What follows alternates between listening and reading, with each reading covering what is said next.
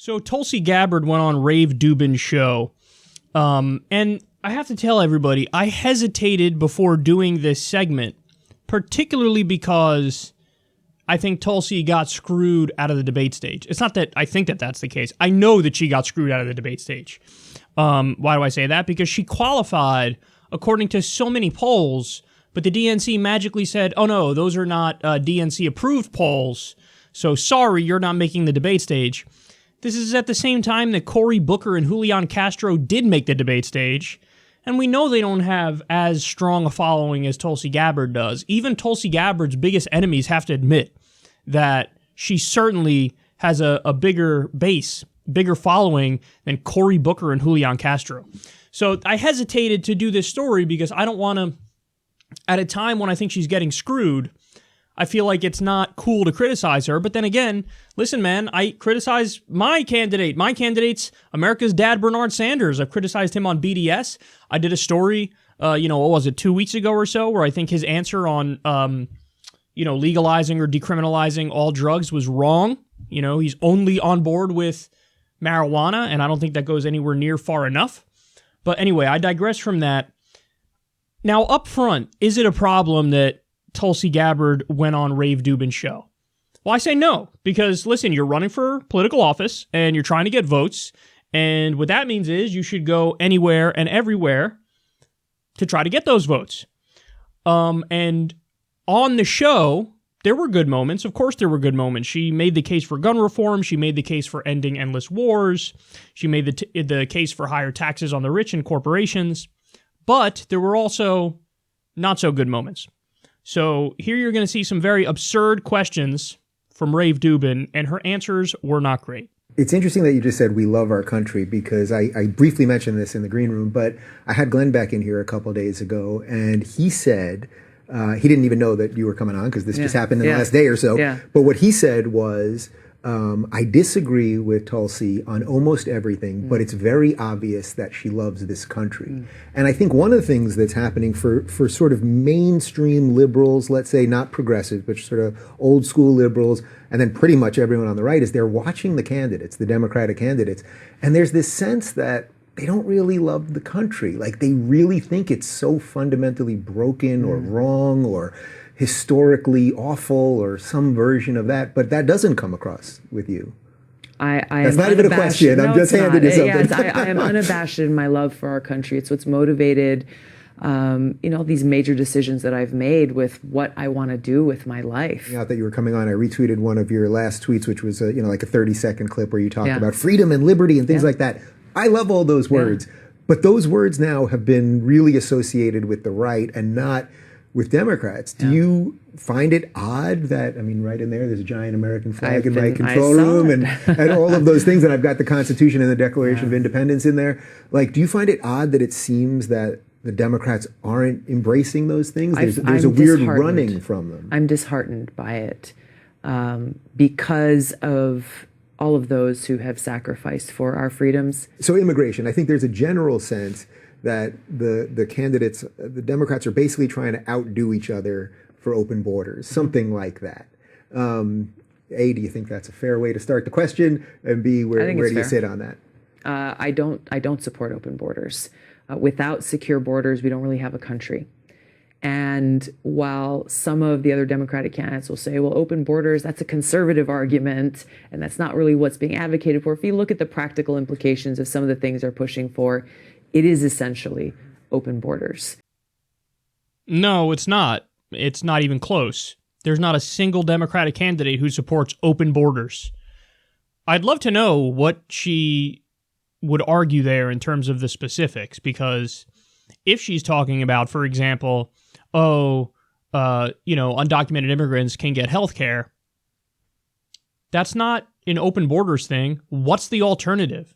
In every developed country, if you're, some sort of undocumented immigrant and you get sick or you get hurt, you get help. That's the way it works. So that's not an open borders thing. That's a basic civilization thing. That's a basic human rights thing. So when you say healthcare is a human right, that means human right. Now, I will agree with her on one thing, which is I don't support open borders either. But I think that this argument of like, oh, the left is now all for open borders. I think the percentage of people on the left who support open borders is very small. And I know because I polled this in my own audience.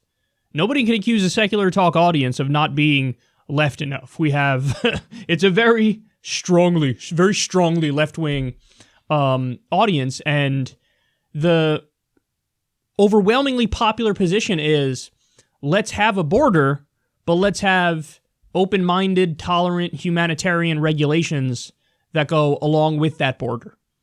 And I think that's where most people are, and certainly none of the Democratic candidates are arguing for open borders. So maybe she's referring to the Julian Castro thing there, but even Julian Castro, he made crystal clear when pressed on it, he says, no, I'm not, when we talk about decriminalizing it, it's still going to be a civil offense. So it's not like, illegal border crossings are now legal. It's instead of being a misdemeanor, which is what it is right now, it becomes a civil offense. Now, why? Why did he argue that? And this is a very important point, because he said, well, we all agree that the family separations are totally fucked up, and we want to stop that. So this would prevent the breakup of the families. I don't know how anybody could really disagree with what he's saying when he lays it out in detail. That's a very, very common sense position. I mean, even Donald Trump has been forced to the position where he has to say that he thinks the family separations are cruel. So when you say, let's make it, let's change it from a misdemeanor to a civil offense to stop the breakup of families, that's a perfectly reasonable position. And to caricature that as open borders, I think is fundamentally untrue. If anything, the reasonable criticism of the Democrats is from the left on this issue. Because I don't know if you guys remember this, but there were Democrats who, during the negotiations with Republicans, literally said, okay, we'll give Trump his wall if he gets protections for Dreamers. And the deal fell through. So if anything, the criticism of the Democrats is they're still too far to the right on the issue of the border. Now, again, this is coming from somebody who I do not believe in open borders, because I am a strong proponent of a welfare state. And in order to have a welfare state, you need to have borders. You can't have a welfare state and no borders. I mean, that's just a matter of common sense. But, this is not what the Democrats are arguing for. They're not arguing for open borders. Not a single Democratic candidate is for open borders. So when you feed into that argument, you are feeding into a right-wing talking point, and that's totally not cool. Now, the other thing is, when Rave Dubin says, like, these words like freedom and liberty are now more associated with the right. Tulsi, I like you, Tulsi, and I do like her. But you got to push back on that framing, because that's total nonsense. You couldn't have thrown a softball down the center of the plate any easier than that. He even said to you, actually it was on the open borders one where he said, do you agree with that framing? You should have said no, but you didn't. But then on this one, he says, Republicans believe in freedom and liberty and Democrats don't. Trump just launched a crackdown. To be fair to Tulsi, this interview may have been before this announcement, and to be fair to Rave Dubin, but Trump just launched a crackdown on flavored e-cigarettes because 6 people maybe died because of them. Okay, that would be the opposite of freedom, but it's not only that. When it comes to legalizing marijuana, which party has more people advocating for that position of legalizing marijuana? Answer, the Democratic Party. I have many problems with the Democrats, but the idea that somehow the Republicans support freedom more than the Democrats, are you kidding me? The Republican Party is even more hawkish than the Democratic Party, and all we do is illegally overthrow governments that didn't attack us and try to put in puppet dictators. That would be the opposite of freedom. Or, hey, Dave, he's a gay man, and he likes to remind us of that every day and a half. Who was it that was fighting for your right to marry? I think that's a freedom issue. You should have the right to marry whoever you want to marry. It's pretty basic, right? Who was fighting for that? Oh, that's right. The Republican Party was blocking it every step of the way. So this idea, oh my God. Like what, do you fall for the buzzwords that these idiot politicians use in speeches instantly? Is that what you do? You don't look at the policy. You just look at some jackass giving a speech and he's like, I believe in freedom and liberty. And Rave Dubin is like, yes, Republicans believe in freedom and liberty and Democrats don't. It's really a shame. I can't believe Tulsi didn't push back on that. I mean, that's like lazy propaganda, not even trying. And then, what was the last one? Oh, people get the sense that Democrats don't love the country, but you do. And she's like, of course I love this country. We know you love the country. You have to push back on that and say, no, even though I have giant disagreements with other people who are in the party, I think they love the country. Guys, I've done segments, and you've seen them, where I talk about how even the Republicans, who I might disagree with on everything, I don't think they don't love the country. I just think they have a different conception of what a positive direction for the country is. I mean, I'm willing to be that charitable, even to people who I disagree with on everything, where I say, I'm not saying you don't love the country. Of course I think you love the country. We just have different ideologies and different things that we think are positive. But Rave Dubin set it up like, well, everybody agrees, like the Democrats don't love the country. And Tulsi went along with it. Come on, Tulsi. Oh, my God. I'm a huge defender of Tulsi, as you guys know. You go do the breakdown of all my segments. It's 85% or 90% positive, 10% or 15% negative.